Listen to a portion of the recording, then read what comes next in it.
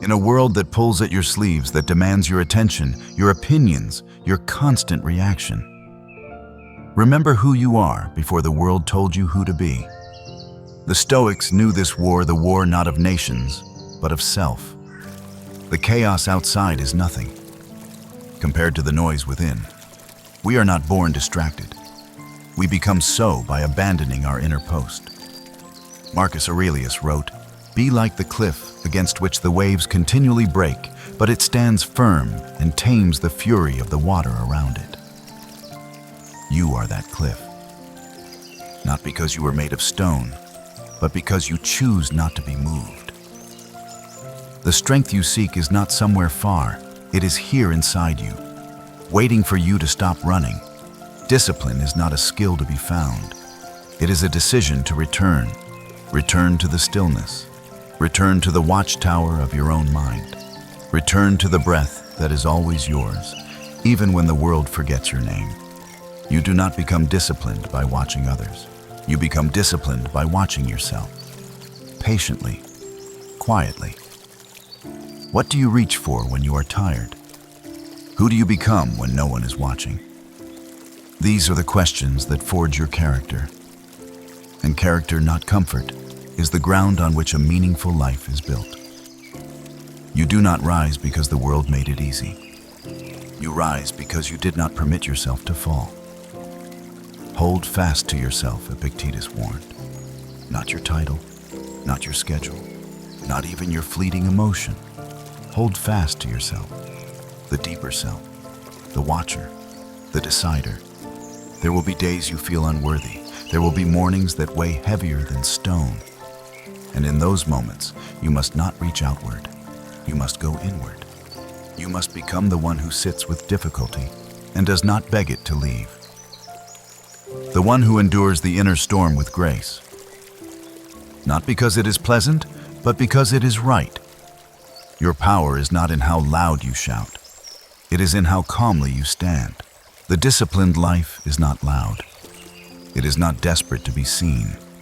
It does not announce itself with noise or drama or declarations. It is silent, like water carving stone, patient, unrelenting, undistracted. Seneca said, "No man is more unhappy than he who never faces adversity, for he is not permitted to prove himself." You want to grow. Do not run from resistance, welcome it. Let difficulty be your training ground, not your excuse.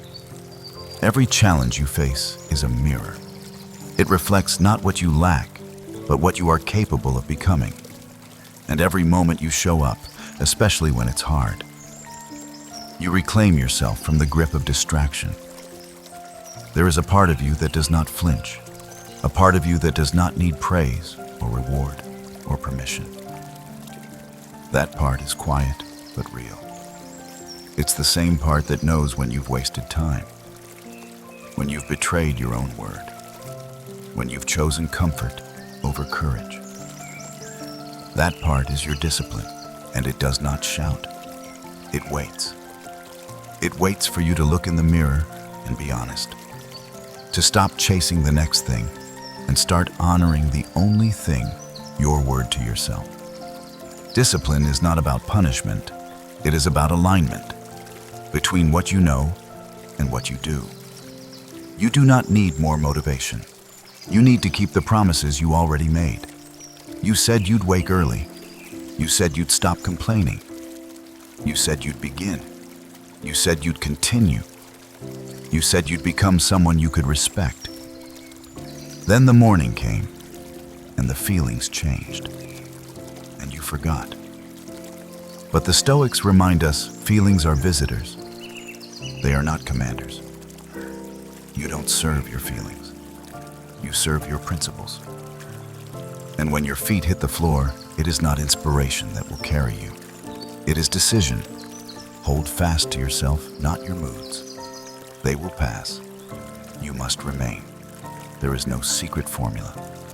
There is only practice, not once, not when you feel like it, but every day, especially when you don't. The reward is not applause, it is clarity. When you live with discipline, you waste less time. You say no with strength. You stop arguing with reality. You no longer seek peace from others, you generate it from within. You no longer need to prove anything, you just live it.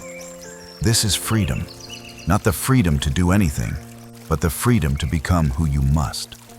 Marcus Aurelius said, "Just that you do the right thing, the rest doesn't matter." It sounds simple, but in a noisy world, it is a radical act.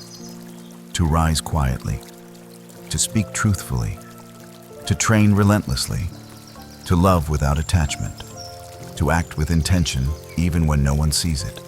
This is the path. And it is not easy, but it is yours. Do not ask the path to get easier. Ask yourself to grow stronger. Hold fast to yourself. Hold fast and walk. There will be days you stumble. Good, that means you're on the path. But get up. Without drama, without shame. Wipe the dust from your hands and return to the task. To your breath, to your posture, to your purpose. You are not what you feel. You are what you choose. Choose to begin again. Choose to build the life that cannot be taken from you, because it lives in your character, not your circumstance. You don't have to know everything. You just have to know yourself. And then hold fast, because at the end of this life, it will not matter what you owned.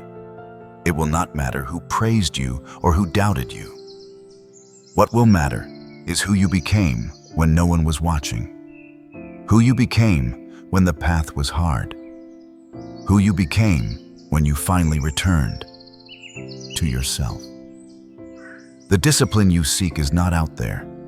It has always been within. So breathe deep, stand still, and hold fast.